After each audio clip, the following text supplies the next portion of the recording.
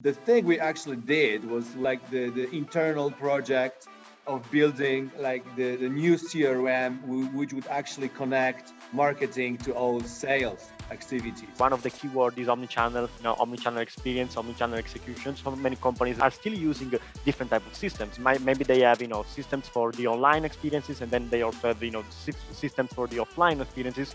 So for them, it's getting more and more important to be able also to connect, as you said, the online experience and the offline experience, and in the meantime, offering this data intelligence, supporting the data execution, the omnichannel experience. What made us build completely different product, specifically designed for B2C, for online stores. And that's exactly what we do nowadays, right? So with our software, we are able to combine the online experience and the offline experience for those type of retailers, companies.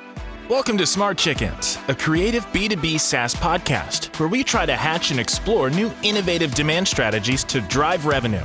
In our episodes, we have authentic, non-scripted conversations with B2B SaaS founders and leaders, where we cover deep dives into their professional journeys and uncover the strategies they use or follow in building and working within high-growth SaaS companies.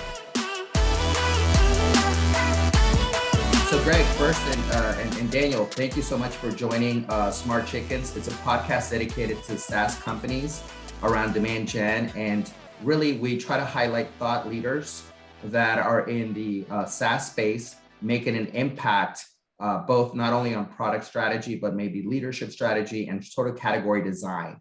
And so when I think of what SALESManago is doing in the market, I wanted to get a little bit of your background, Greg, on what brought you there. I know that you had even worked for the largest, I guess, sort of like the Google of Poland for some time as a CEO. So you are not new whatsoever to the world of SaaS, but coming from a country such as Poland, 38 million population, Krakow, less than a million or maybe a million.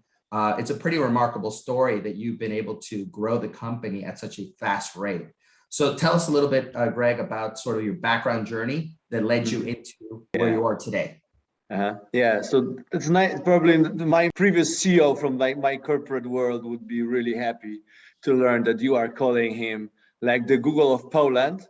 I think that when I was working there, actually he wanted to be like the IBM of Poland, but this, the world has changed, and I was definitely not the CEO, but I was the CMO of that CMO, sorry, yes, company, and that actually that brought me where I am today. I worked for 10 years in marketing, and really that was a B2B company, and I really struggled with what actually how marketing may bring value to the company, right? So I was actually really bored by just I was trying to be serious man, and just kind of perspective of all my life going to the trade shows and discussing about banner colors and newsletter was really depressing. So I even almost quit the job, and then I had this very conversation. The funny thing is that I actually quit it, and I went to some I got sort of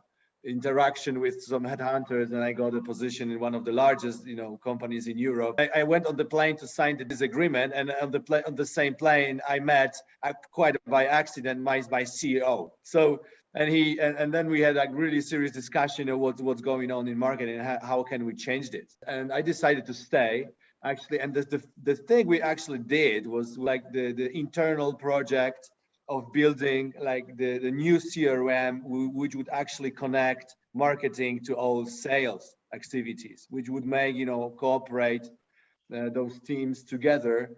And then it's really a funny thing, but because I think that was a time really that I think that was the early beginning of the new millennium, and I think that was really the time also when HubSpot was somehow conceiving its ideas of connecting sales and marketing. So I think there were just a couple of places in the world that it's kind of some people just started to thinking like in a similar way, right?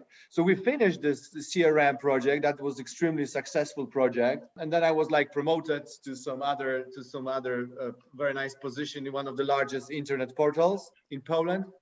And then after 2 years, I decided to just go on my own actually and use that experience to create my own company. And the story the challenge from the beginning was actually the plan, the objective from the beginning was actually to create a serious software for marketing teams. And really the experimentation started with actually like the CRM that would be equipped with like a little bit of execution, right? So that was the CRM with the email marketing. And then we followed actually the path by actually adding to that CRM all this kind of behavioral analytics on the website.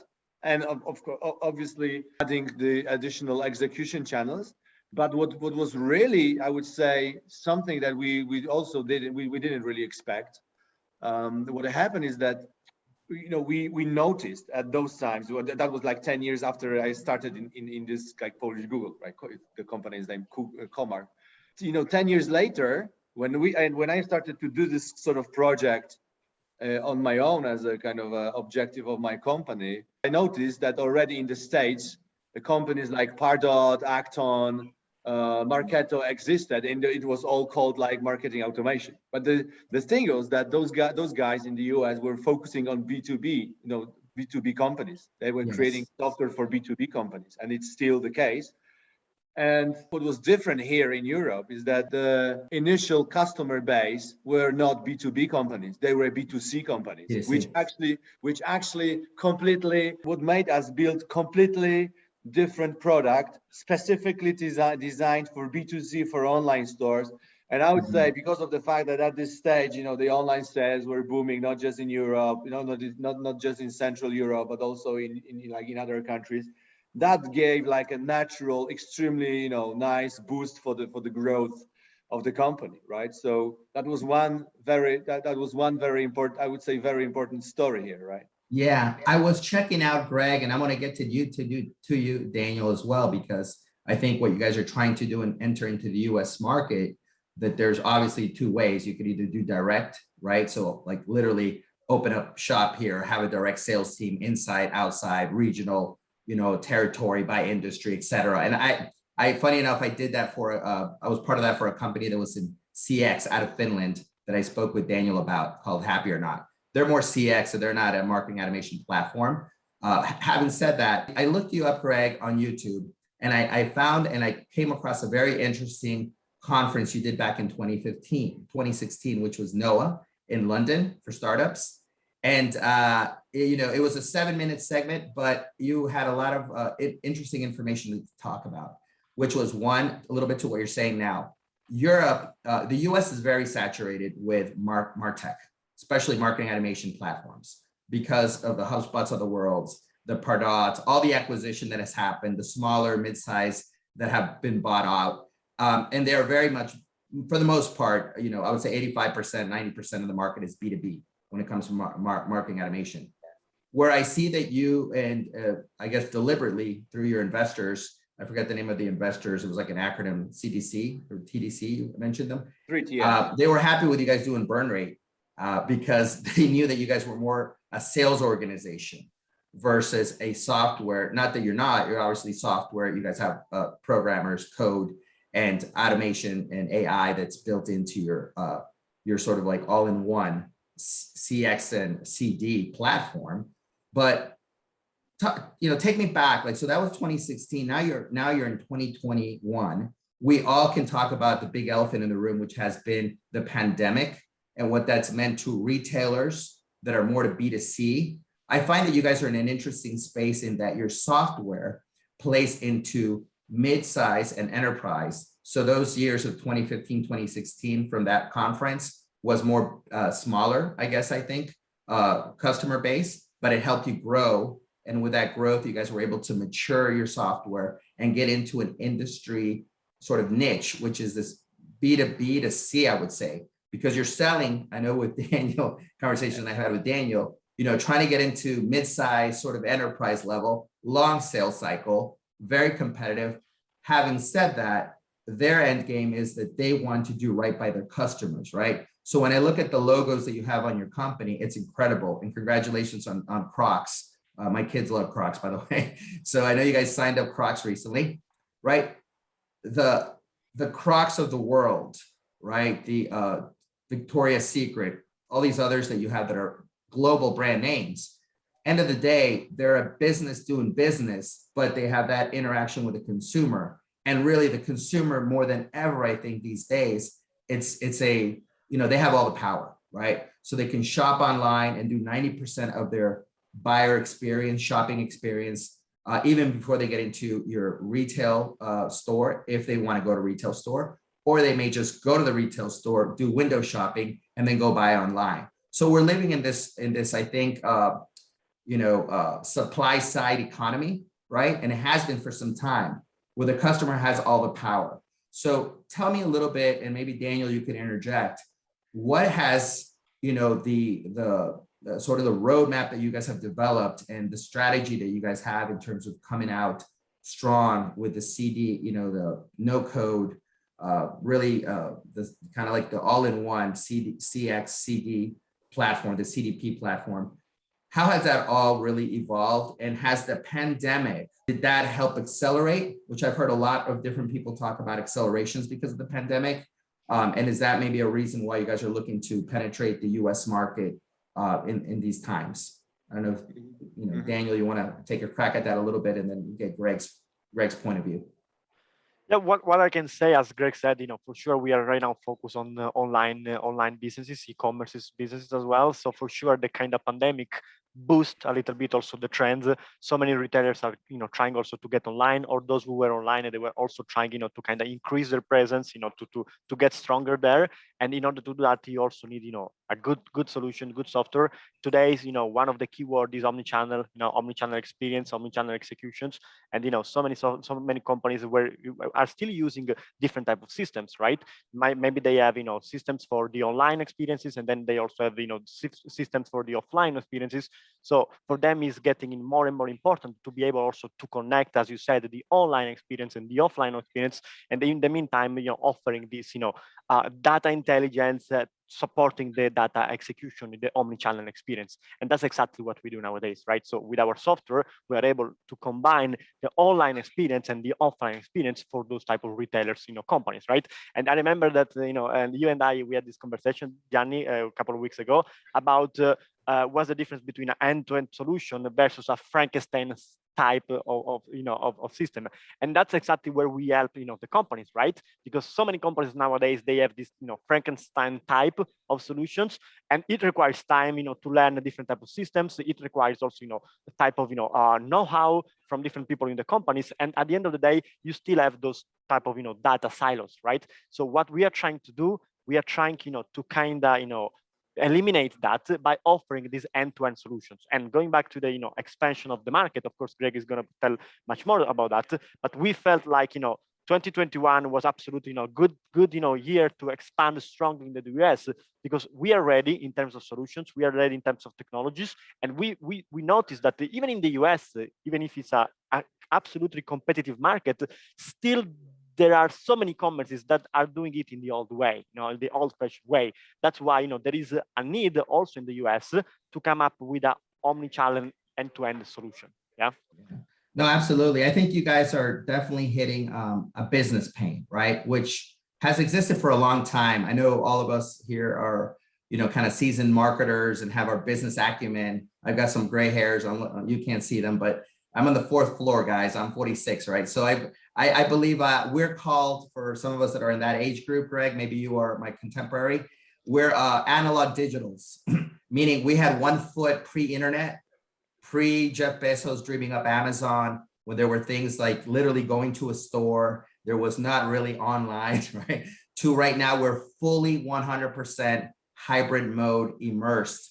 Anyone wants to buy anything, they just go to Amazon.com. My 4 and 7-year-old already know what Amazon.com is because mommy buys things. And so they're like, just buy it on Amazon, right? I think we're living in very fruitful times when it comes to SaaS technology that can be accelerators and efficiency drivers. And one thing that I think that you guys are talking about, and I'm seeing on your posts, and I'm seeing on the wins, obviously the logos you guys are getting, is probably because of that, meaning there's already an industry that's very mature, which is retail. They were sort of a little bit, not always, but laggards to software. They're on legacy systems. Sometimes, change management at these large organizations is not easy, right? Selling to enterprise, we all know, could be easily 18 months to 2 years. Sometimes you might get tired of hearing your sales guys say, we're this close, just one more, committee meeting, and hopefully the board will be okay and we can sign this contract, right? Thinking about what Forrester, I was researching, and for example, Forrester, did a research paper back in 2020, so around a pandemic, capabilities of CDPs, they need to deliver value for B2C marketers, was a report. I found it interesting because we all know silos are bad, right? And I would argue that most organizations try to do away with silos, but unfortunately, sometimes it's just a lot of lip service. It's something that sounds great to talk about in a meeting, but then trying to go through an actual transformation and implementation of a software that's ripping out what, 10, 15 years of either internal IT sort of Frankenstein solution has turned into the kind of the core CRM, if you will.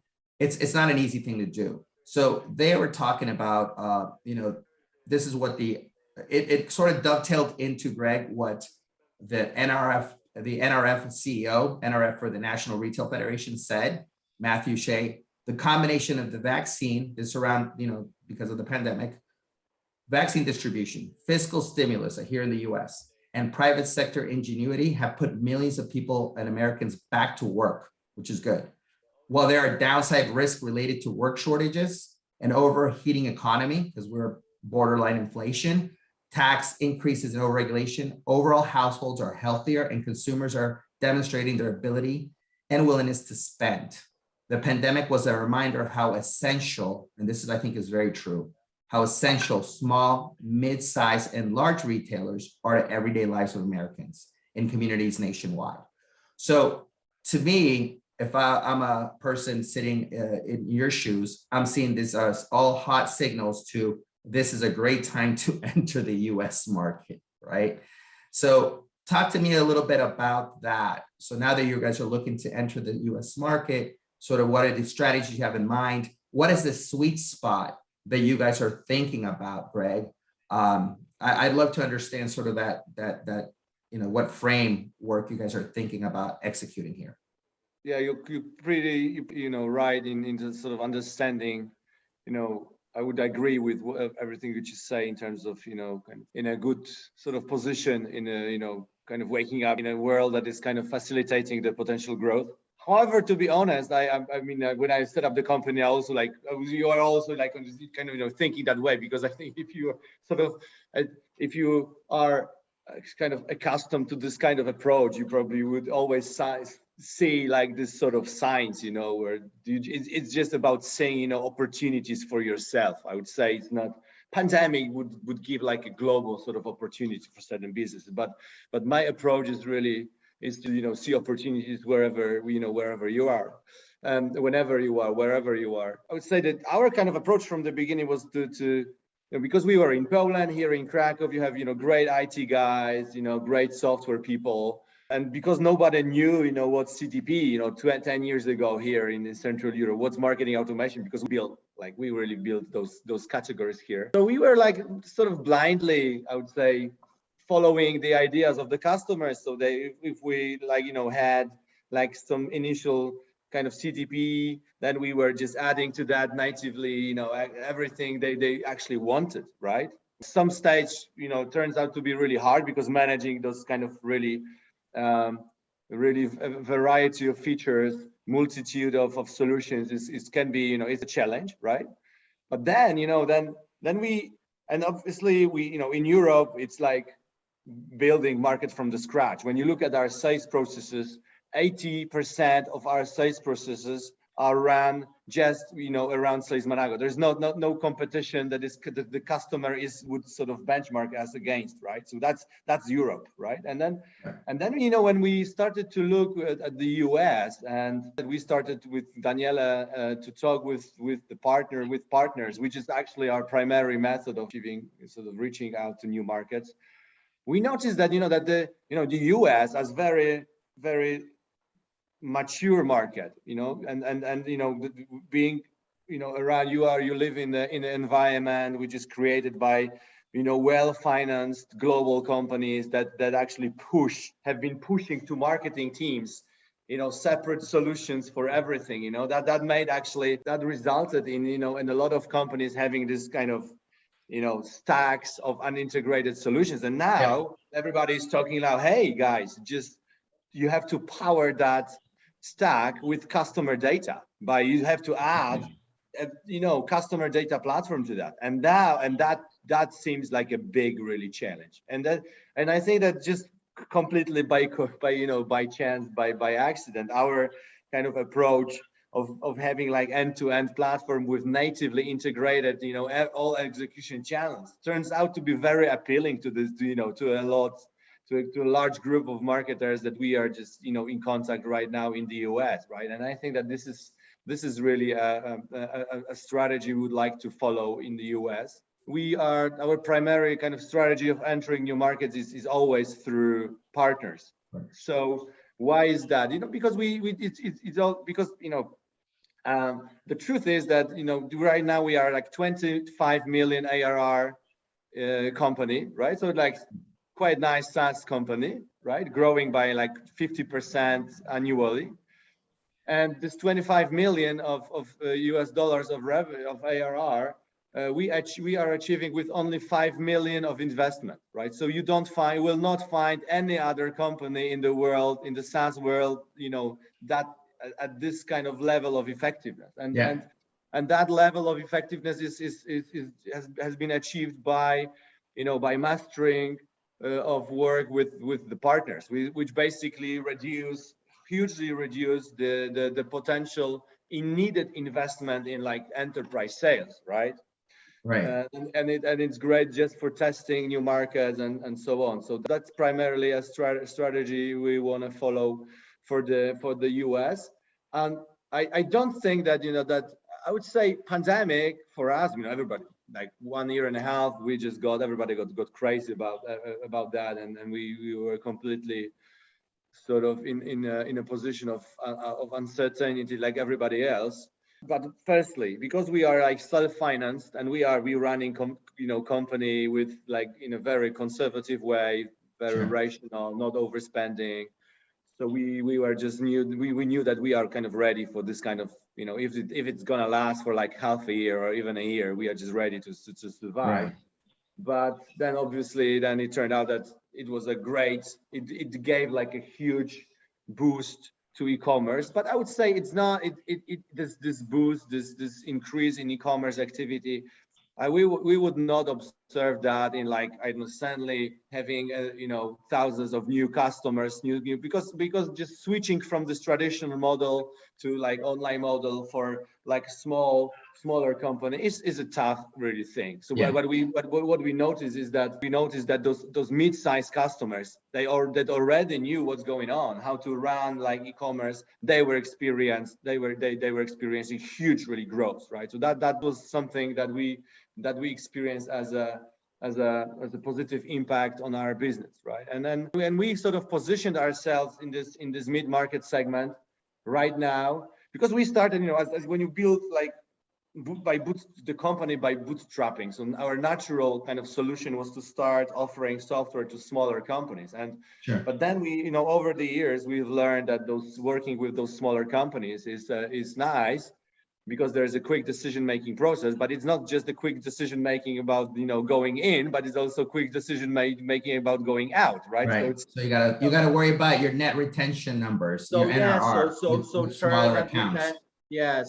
So churn and retention, and then like the general mechanics of lifetime value made us, slowly, year by year, kind of switching to bigger and bigger customers. And this is the constant process we are in, right? So, and it's also, again, a nice sort of coincidence, because we came right now to the place where I think we thanks to that approach, we right now perfectly understand where we are in the market, because we are somewhere between, companies like Klaviyo or ActiveCampaign, which offer, like, I would say, smaller, easy solutions, to smaller companies, and between like big guys like Adobe or Salesforce, which work on like this very strictly, I would say, enterprise market, right? And our kind of sweet spot is this really mid-size B2C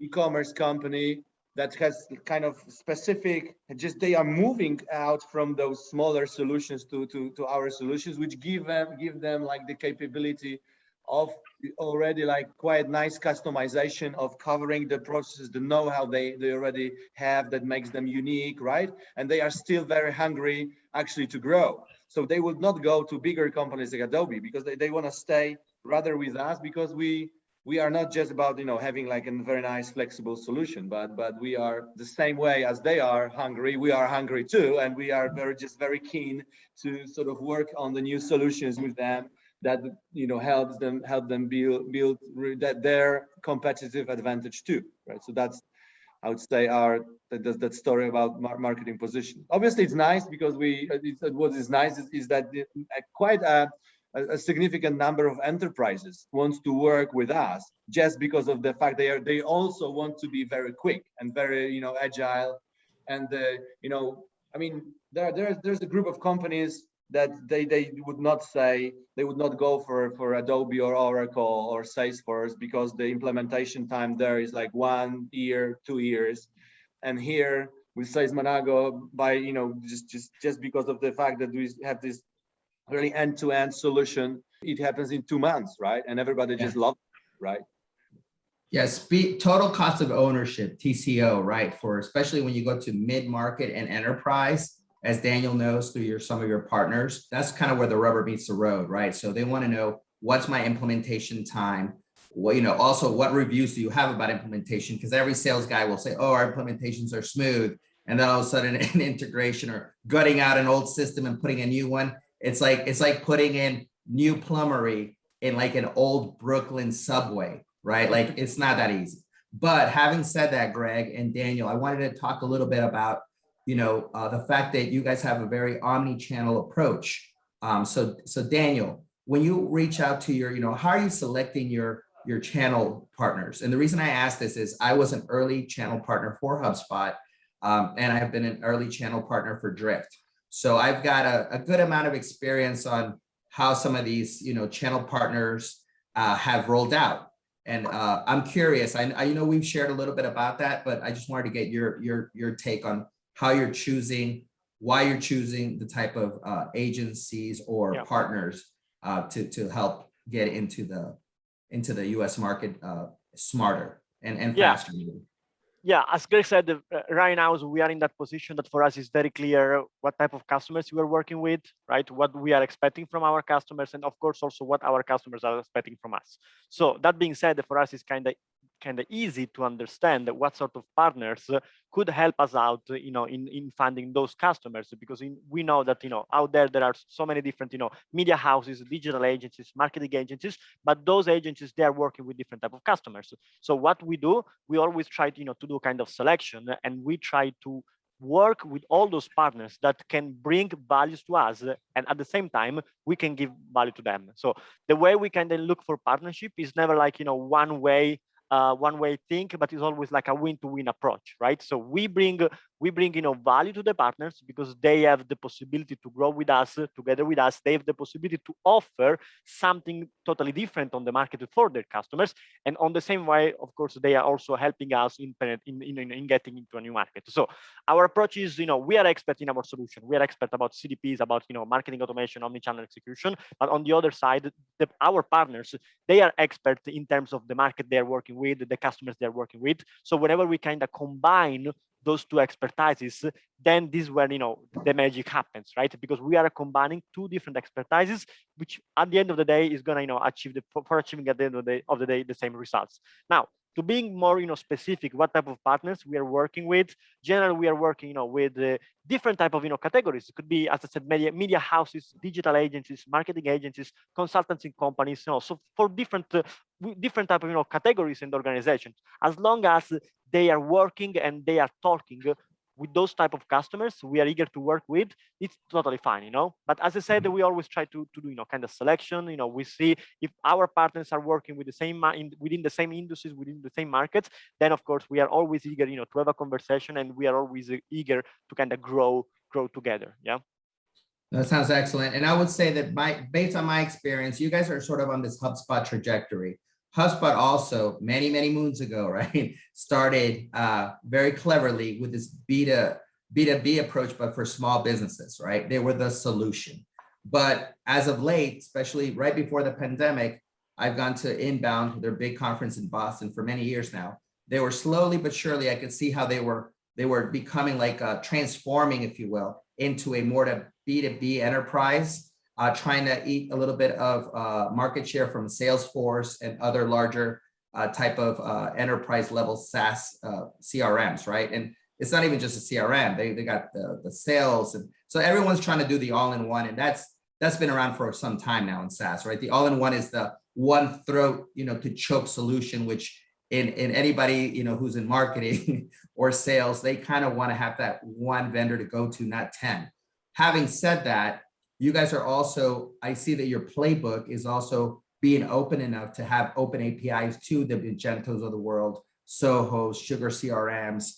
And that's obviously a very common SaaS, kind of play to not, to not lose business, quite frankly, because if someone in one of the logos that you guys have is also doing their e-commerce side, not, let's say, Victoria's Secret. Let's say their e-commerce side is a Magento, which I don't know if they are or not. But if they're trying to get the best of your CDP platform, it obviously makes sense to be able to either do it through a Zapier integration or through an integration that you guys have with these partners. Talk me through that, because I know that when I was lucky enough to have the VP of Platform Ecosystems from HubSpot, Scott Brinker, on my podcast, literally the month of our election here in the US last year. I believe it was election day. So I don't know what the heck Scott and I were thinking, but literally on election day, we're on a podcast. And I'm like, okay, something's wrong with us, but it's okay. So I remember him telling me that, he's sort of the godfather of Martech here. Scott Brinker has spent a whole career following Martech. He's got this one diagram that I call it the Markagea, like Pangea, like the way the world used to look. Yeah. Like 8,000, it went from 2,000 Martech logos of companies, yours is probably in there now, to 8,000. So that's an exponential growth. But what I was really curious about was, what is his vision of the next 10 years of Martech, right? And what he told me, and it's on my podcast, but there's a list. One of the ones that really stuck out to me was the no code. No code is like the next, like we could all talk about AI, and there's, good, bad, and indifferent views on AI. People don't understand it sometimes. And when you don't understand something, you fear it. It's not like we're going to have robots all of a sudden taking over the world. No, you still need what he called, which I liked, the augmented marketer or augmented strategic marketer.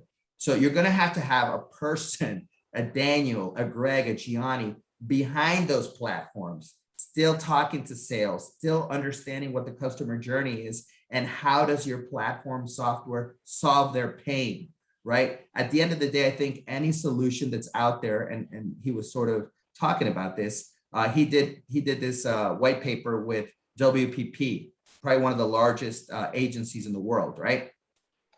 And their findings were no code, augmented marketer, basically, how are we leveraging sort of the AI to understand customer touches at the macro level and the micro, right? Which I think is interesting, because that seems to me what you guys are doing with your software.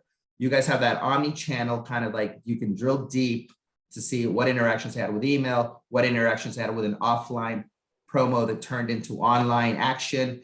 And so all those data points to someone who nerds out on the other end, that is, being hired to look at the data, and from that data kind of tell the story of, hey guys, we're Victoria's Secret. Guess what?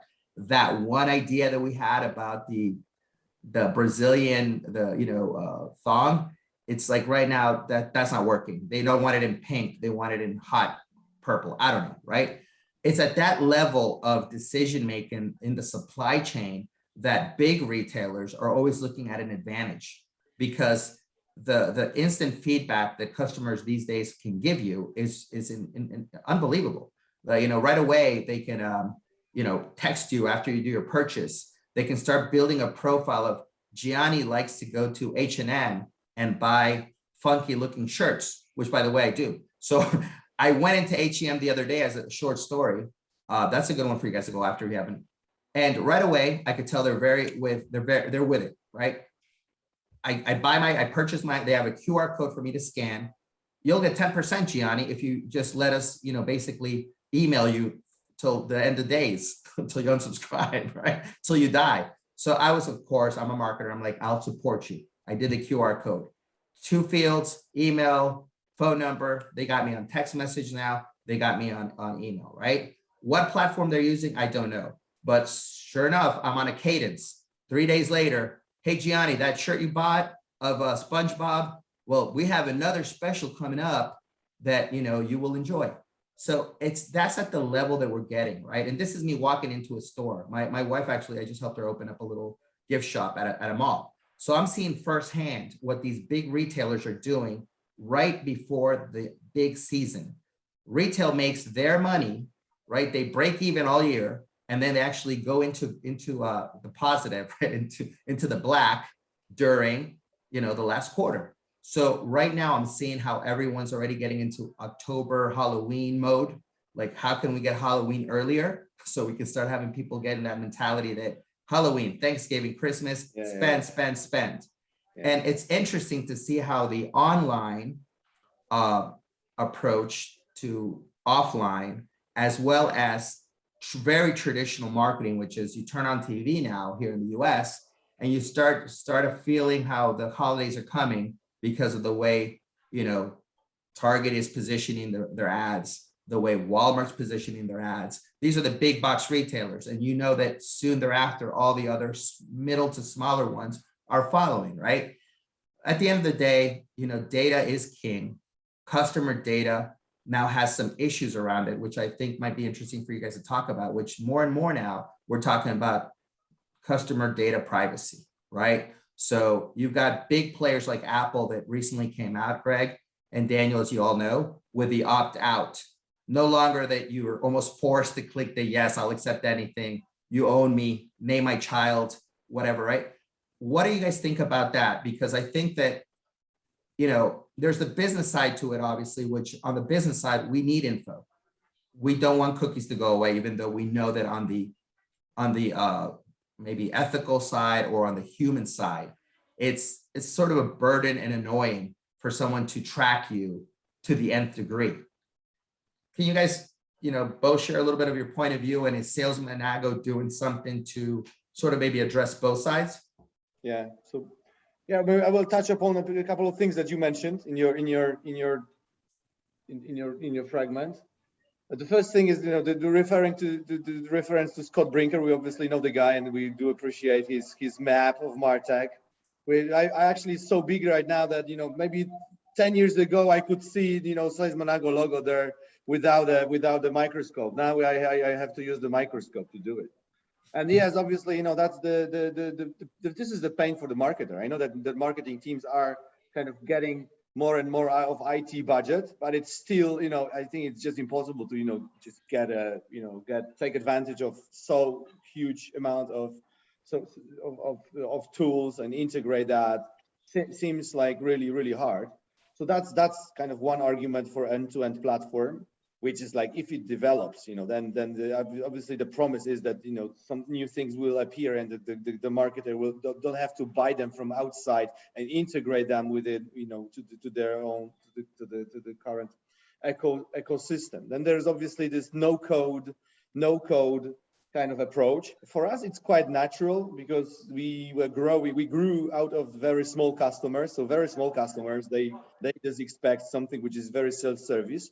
So, I mean, in our kind of growth trajectory, we managed to switch to bigger customers, but still remain this kind of self-service oriented, to keep that self-service orientation. So we give really what our customers like, that is that we, offer quite advanced features, which are, self-service. You don't have to use your IT to actually implement it, to configure it, and so on, right? So that's one thing. But I would mention here, as that what McKinsey is, because you referred to Forrester. I read a very interesting McKinsey and company report on personalization. Obviously, they noticed that there's a huge potential of value creation in personalization for in e-commerce. That's kind of an obvious thing, but what was really striking is that the value creation that they notice is the biggest potential is in the work, in the sort of facilitation of work between CMO and CTO, right? So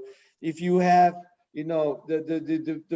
the proper effect of proper personalization, customer experience begins with the proper setup of the work between CMO and CTO. And if you don't have a technology that's actually taking that into account, so that the proper personalization, customer experience project will never happen, because they have no space to work together. They have to enable the data, pass the data to the marketing team, and so on, right? So that's very, very important thing to understand about where the value creation happens here. And obviously, when you talk, we are on this topic, on the subject of customer data, and obviously that's a big thing right now. It's directly connected with customer data, with making this data actionable. And obviously, we are very interested in very intensively observing what's going on the market.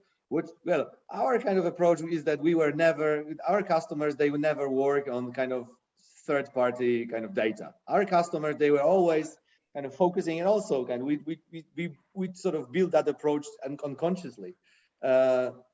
Zero and first-party data, this is what our customers are using, right? So these are the data that the customers are voluntarily leaving to the online stores. And I think that I also read like a great, I think 6 months ago in the Economist, the Economist had a great like a supplement about about the commerce, and how commerce is changing, and the whole supplement was called The Revival of One-to-One Commerce. And there was like a story of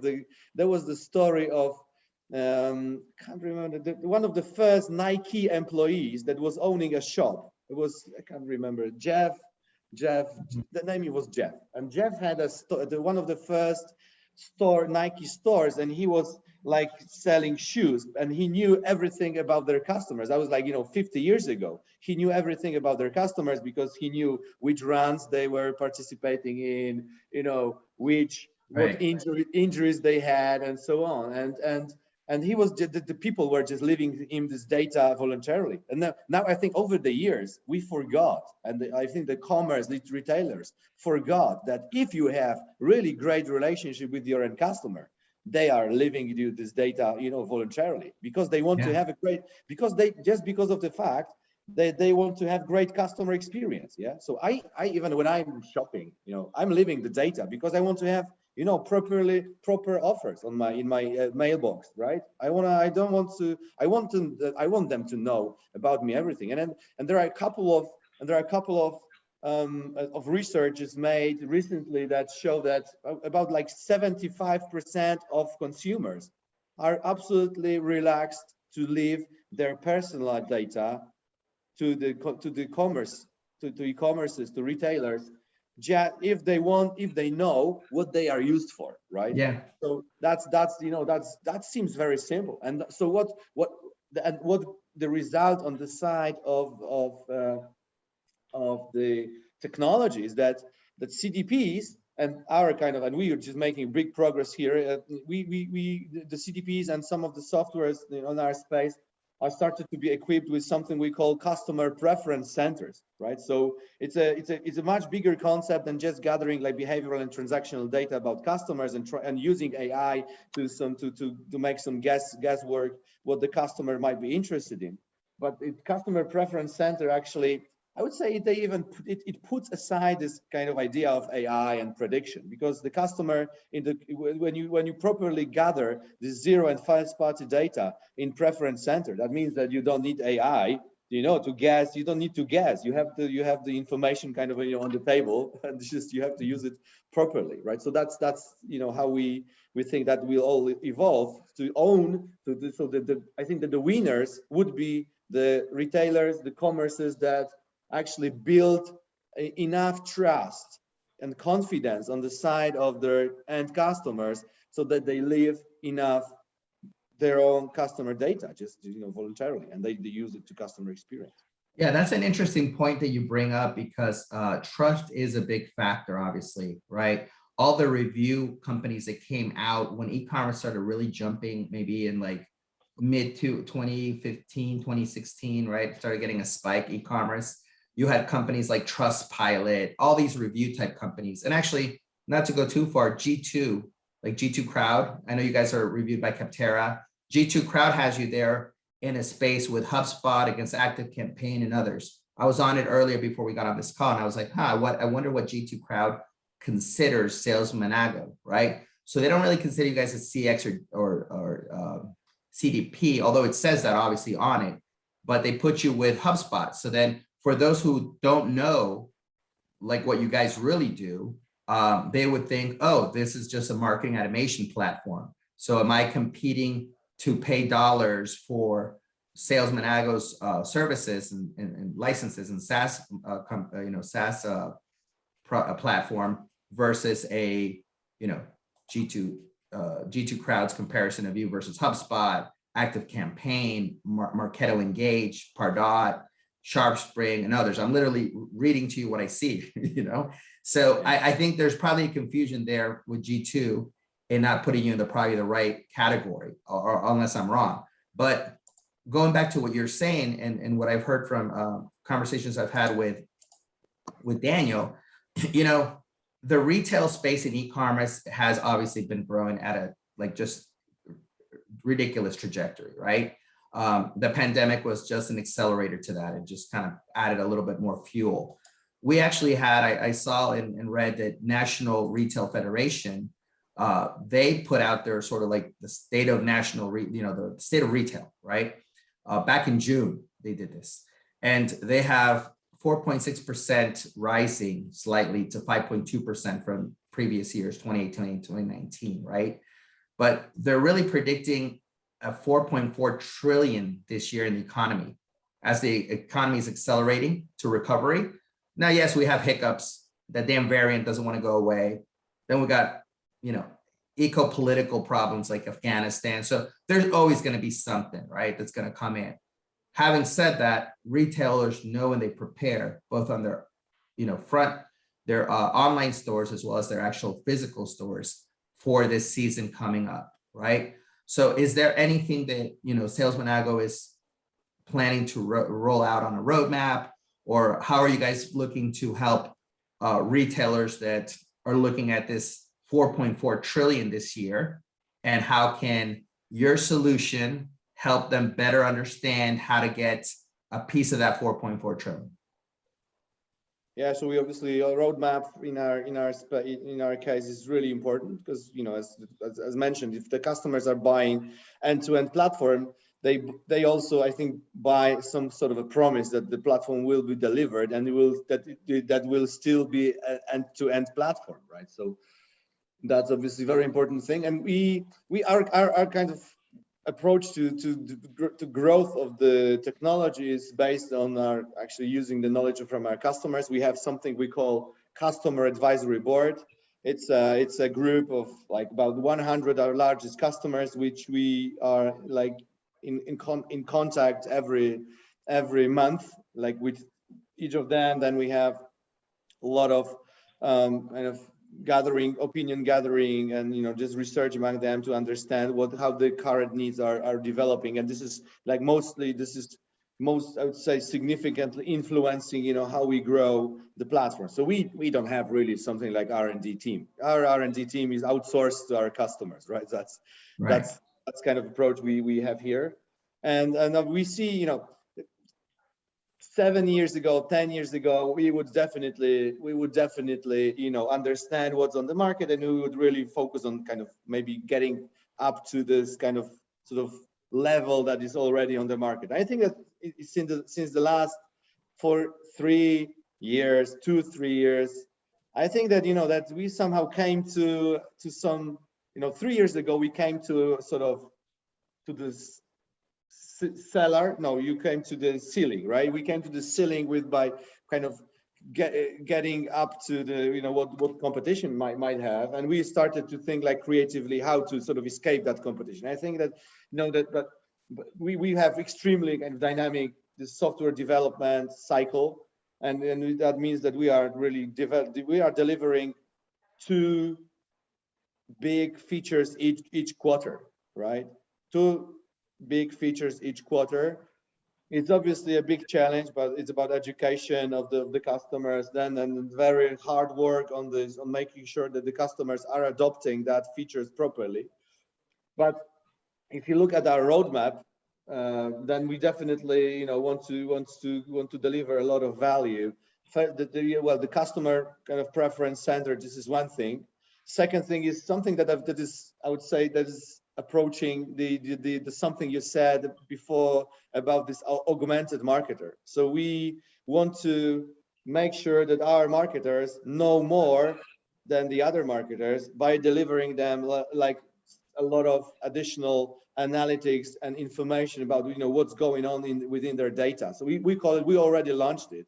It's called Marketing Insights. So each user is actually getting automatic AI-based kind of insights about the data, about the processes they use and so on. So they can make up the decisions much quickly without digging too much into the data. That's second thing. So I believe that this kind of customer data and preference, the customer data preference center and this marketing kind of insights to deliver like really something which would be more like an intelligence platform, right? I think that could address a little bit this kind of trillion dollar idea. Yeah. This is sort of leads me a little bit to I have a rapid fire section, which I think you both will find fun, because I know that I could nerd out on SaaS metrics and digital marketing and market animation with you guys for hours, but I'll respect your time, both of you guys. And so I'll go to the rapid section, but before that, maybe as a recap, Greg or Daniel, give me the numbers, right? So I know back in 2016, November, when you were at that stage in London and you said, hey, our burn rate is great. They want us to burn more. We're a sales organization at heart. You were at 8 million ARR. Now you just threw a 25 million ARR number to me. And this is, November 2016. Now we're in September of 2021. Is that the actual number of ARR right now for the whole company, or is that a segment? No, it's 25. Yeah, right now we are 300 people. We are $25 million ARR. We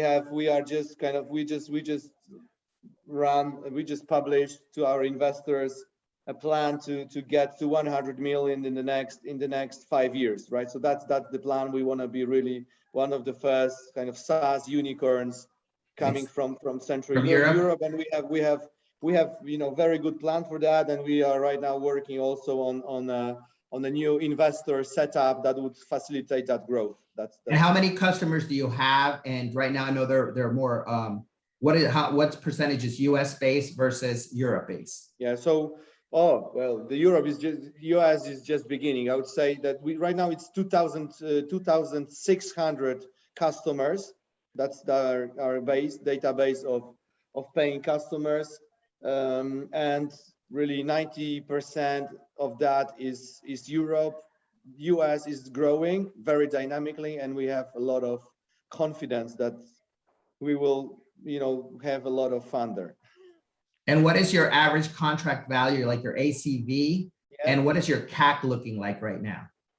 Okay, so our current average MRR is $2,000, right?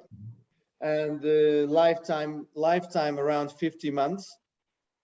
And CAC, well, because we are based in Poland, and I think we benefit from sort of very attractive cost structure. So the CAC, we get our CAC paid back in 4 months.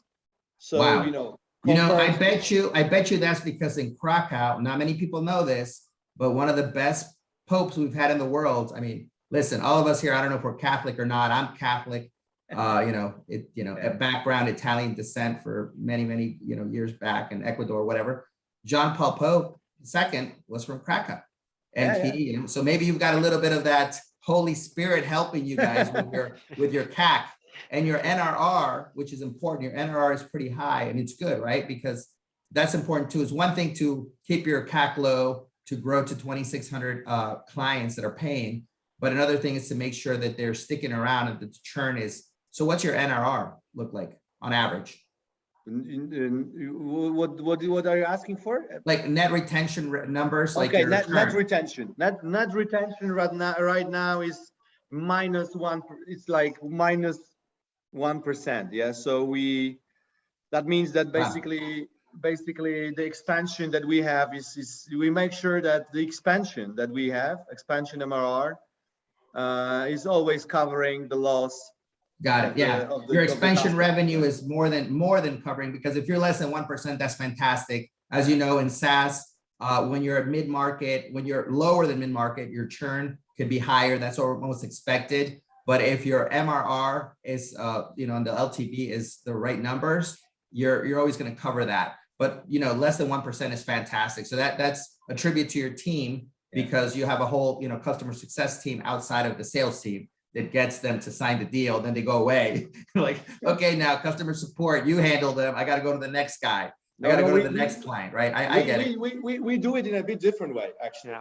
What we do is that, I think the primary sort of way of making sure that the customers are not leaving is to onboarding them. We sign the standard way of signing a new customer is proof of concept. So the customer gets like a 2 months free, which automatically then transfers into like a license agreement if the customer is not saying no after those 2 months, right? But they always know what they are buying, and they always know what to expect from us, from our team. So I would say the sales team, in our approach, the sales guy is just, sending emails, right? We make sure that there's a lot of customer success during the sales process, right? Right. Well, that's important. And you know what? Daniel did clarify that to me, that you guys have a very, very robust 2-month hand-holding onboarding. And as you know, in SaaS, you're doing all that work to acquire a client. And then at the final stages of a marathon, you don't want to fall because your shoelaces are not tied. So the shoelaces not being tied is having a onboarding or a customer support team that sort of just doesn't do their job. So that's fantastic. So now let me get to the rapid fire section. And so these are going to be questions for both of you. Maybe Greg, you go first, and then Daniel. If you could jump back, I'm in my 40s, right? The fourth floor. So I grew up watching Back to the Future. I love the franchise, but the original especially. If you could go back to the future, you're in that DeLorean with Marty and Doc, and you speak to a younger Greg, what would you say to him? Would you change anything about your journey, both maybe in business or life, or would you just leave everything alone? Not change at all. Me neither, absolutely. Not even a single regret. Perfect. Okay. So now I believe that leaders are readers. I have some books. Now let me go. Books there in the background. I love to get knowledge from other people because I think that's the best way to learn. For both of you, name maybe 1 or 2 books. They don't have to be business books that have impacted you, your career, maybe your journey. I haven't read many, business books. The book I've read recently, which was very impactful, was Patrick De Vries, was French psychiatrist working with the hundreds of managers and actually discovering, the primary drivers of managers. Great book, showing actually that the organizations are not KPI driven, they are emotions driven, and there are specific personalities which attract other personalities, and that that actually makes some companies work completely different way than the others. Extremely fantastic book. I love that. Just make sure you give it to me, the title, and I'll put it on the show notes, but I'm going to want to read it too. Is it only in French? No, it's in English. I actually bought it on Amazon. I mean, je parle français un peu, but I don't know. After that, I mean, I'm No, kind of that's lost. I know that in English. Europe, you guys are easily trilingual, quadringual. You guys speak like 5 languages. I have Spanish, a little bit of Italian, a little bit of French, and mainly English, right? So, but That's a lot awesome. already. I'll definitely put that one in there, Greg. How about you, Daniel? Any book? On my side, I would say probably I'm pretty much boring on that, but the book that kind of started all and that kind of marked the way I think and the way I do things was for sure Simon Sinek, Start With Why. That was, the one is a classic, I know, but that was the one that kind of, shaped my college career and my professional career as well. That's excellent, man. I love that book too. 7 Whys. Keep digging deeper. Okay, so now, is there any app? I mean, you guys are both tremendously busy. You're both tremendously successful in what you're doing for SALESManago. What do you do to unwind? Is there an app you use? Is there a sport you play? What do you do to relax, Greg? Because you probably have packed Zoom meetings day after day, meeting with sales, meeting with marketing, meeting with clients. So, I mean, you want to go first, Greg? Yeah, I just keep running every day, like 10 kilometers. I wake up, I take my 4 kids to school, and I just I do like a 10 kilometers 1 hour run, and then I just come to work. That's my method. Yeah, I love it. I would say that just taking the 4 kids to school, that's a workout in itself. Go ahead, Daniel. What about you? Outside my professional life, I'm a sportive. I'm all about sport. So I'm a basketball player. I'm also a runner as well. Not as much as the Greg, but yes, it's all about sport when I'm not working. Yeah. I love it. I think that if you stay healthy in your mind and your body and your spirit, it helps you in every aspect of your life. So I'm a firm believer. I get up, I go to the gym, I play soccer. I'm still on a men's team, football, as the rest of the world call it, or in Italy, calcio. I'm a huge fan of the sport, and just in general, that it's good to do something outside of being in front of a computer. So that's awesome. So now, was there anything that I missed, guys, that we didn't talk about that you want to talk about or that you want to leave as a thought? Well, I think that that was a great conversation. I think that we covered it all pretty much. Great. Well, then the last question I have for both of you is, what's the best way for someone who's in mid-size and growing in retail and e-commerce side? How can they get a hold of both of you, or how they can learn more about SALESManago?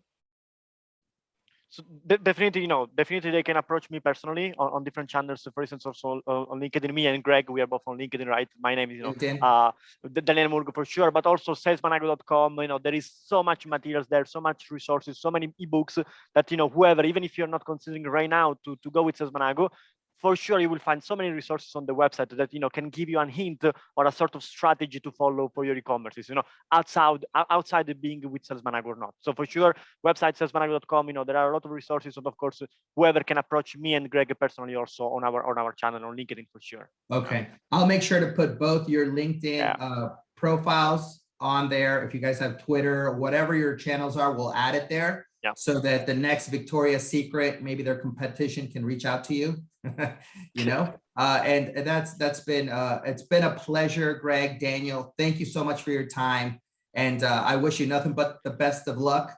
It sounds like a very interesting platform with an incredible growth rate, going from 8 million to 25 ARR in less than 5 years almost. It is no easy task. The fact that you're global is also, I think, very interesting. I see that on your website, you guys have basically, Poland, Germany, in London. Now you guys are in the US. So it's great to have a company that started in Krakow, well, not that little, but second largest city in Poland outside of Warsaw, and, has incredible vision to create something that 5 years ago, Europe didn't even know they needed. So, my hat's off to you guys. And again, thanks so much for being a guest on Smart Chickens. It's a podcast dedicated to SaaS leaders that are looking to innovate, create categories, and help clients along the way. Thank you very much, guys. Enjoy the rest of the week and day. It was a pleasure. Thank you for having us here. It was very nice, conversation, very, very inspirational. So thank you so much. Thanks for your time. Thanks for your time, guys. Bye-bye. Make sure to follow and subscribe to Smart Chickens podcast at digitechie.com/smart-chickens and all podcast channels. If you get value from our podcast content, make sure to leave a review, share, and connect with our host, Gianni Quintana, on LinkedIn.